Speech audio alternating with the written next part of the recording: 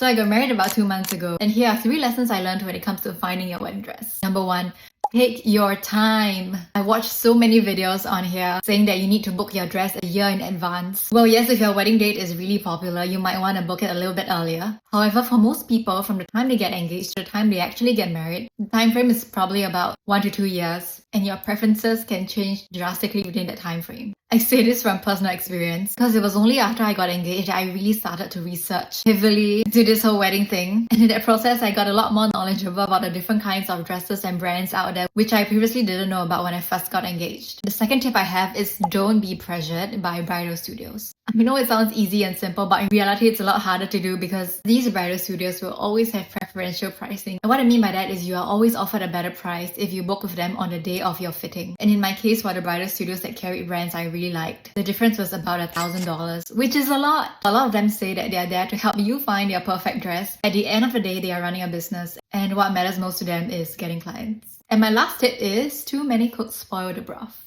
What I mean by this is to limit the number of people you bring to your bridal fittings. I kept the group that followed me to fittings really small, and they only followed me for the first 2 fittings. This kind of ensures that there aren't too many opinions about your dress flying around, and I can see it becoming quite stressful if there are conflicting opinions between 2 people that you care about. Having that small group of family and friends follow me for just the first 2 fittings allowed them to be part of the process, and after that I went for all the fittings alone actually. So I was really the only one making the critical decisions on my own afterwards. And I knew that the decisions I made were mine, which led me to the 2 dresses I wore on my wedding day, which I really love. So yeah, that is what I learned in the process of finding my wedding dresses. I hope you found it useful, and let me know what else you'd like me to talk about.